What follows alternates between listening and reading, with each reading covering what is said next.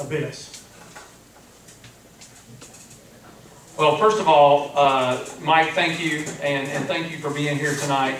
I know that in our personal businesses and in our families, we can't spend more money than we have. I know that sounds complicated.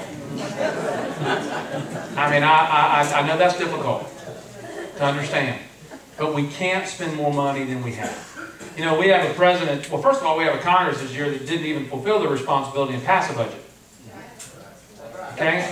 And the budget they passed last year was about $1.6 trillion deficit. Okay? So the budgets they do pass continue to build upon our deficit and our national debt. We have got to put the reins on federal spending. We have to stop it. Okay? It's no different than what you have to do in your family budgets and we have to do in our business budgets. Okay? I believe very strongly that we have to look at all areas of government. And government in Washington, D.C. must be a reflection of the people. Okay? And so I know we've talked about taxes and but right now we need spending reform. Okay, now we'll get into the taxes, but we need spending reform. And so, you know what? You know, President Reagan also said that America was the last best hope for freedom, and that there was, and all through recorded history, no nation that's ever lost their freedom has ever regained it. And so not only those figures that are alarming figures you just touted with the $14 trillion, but that also applies to our freedom. So we're near the edge of the abyss.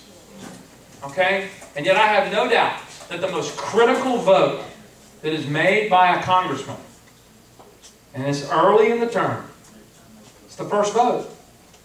And that is who you elect to sit in the speaker's chair. Okay?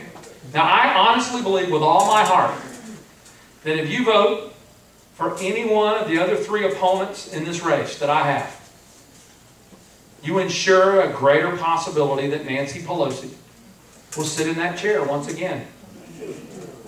Well, you do. I'm just telling you. Okay? I believe that a vote for our campaign, for Steve Sutherland, is a surefire way to get her out of that chair. And I know that Nancy Pelosi, she doesn't reflect. Those values in San Francisco do not reflect the values of North and Northwest Florida. That's right. Now, how do I know that? Because my family's lived here for hundreds of years. My grandmother was born in Bascom. She was a Beavis. Her mother was a Henson.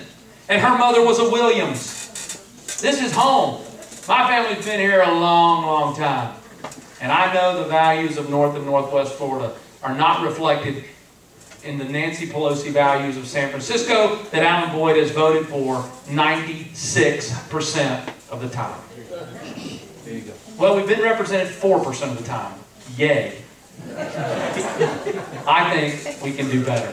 So, to answer your question, Mike, and I want to make sure, we've got to put the spending, we've got to put the hold on spending, okay, at all levels. Okay, it bothers me greatly that there's waste, there's fraud, there's incompetence, and yet they just continue to go through it. So, yes, sir. What departments would you recommend that the government get rid of in Washington, D.C.? The question was, what departments do I recommend the government get rid of in Washington, D.C.?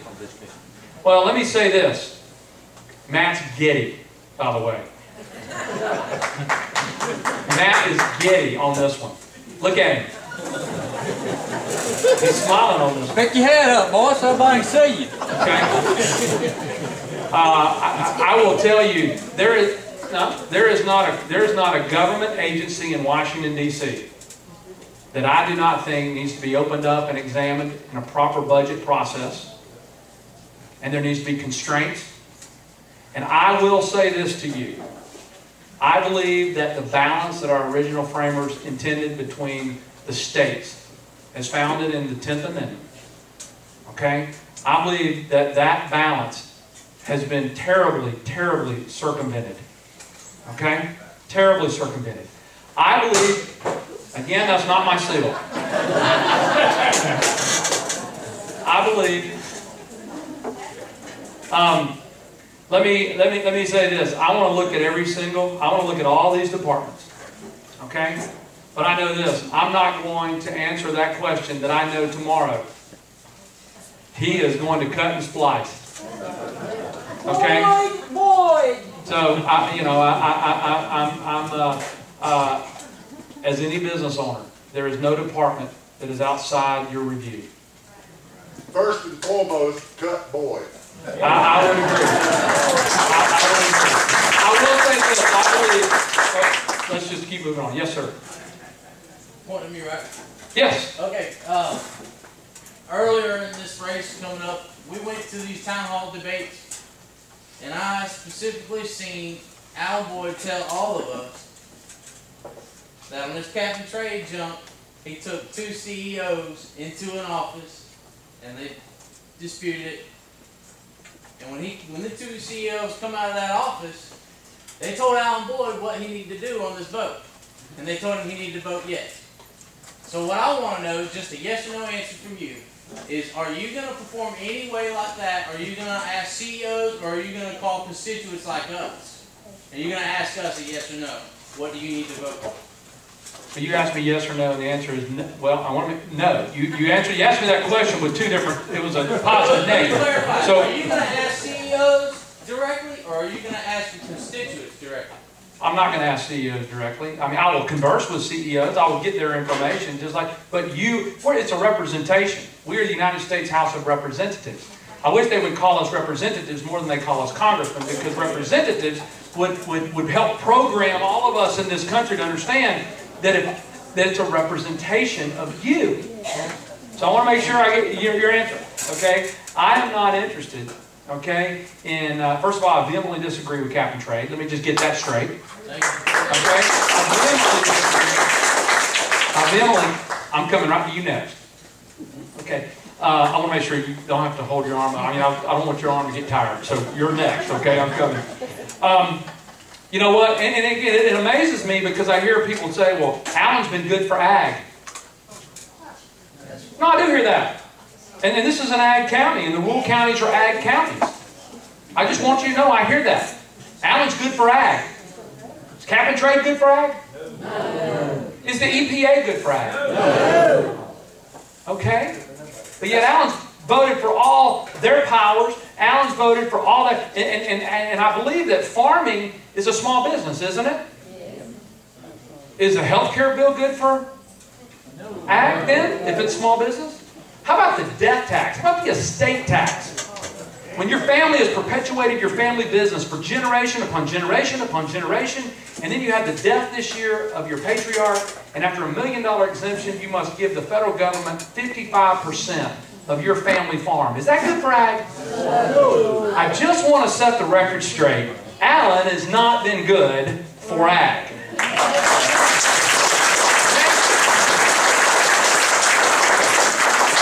Next one, I promise. Yes, sir. You're going to take a look at our military.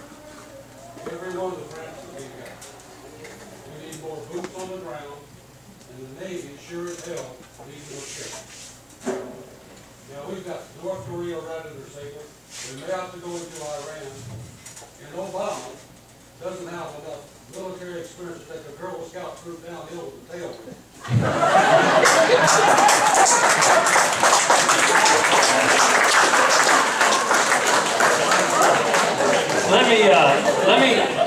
Let me say this on our military, because I know about 3 weeks ago my opponent released, in my opinion, the most brutal untruth about me. He took advantage, okay, of a veteran.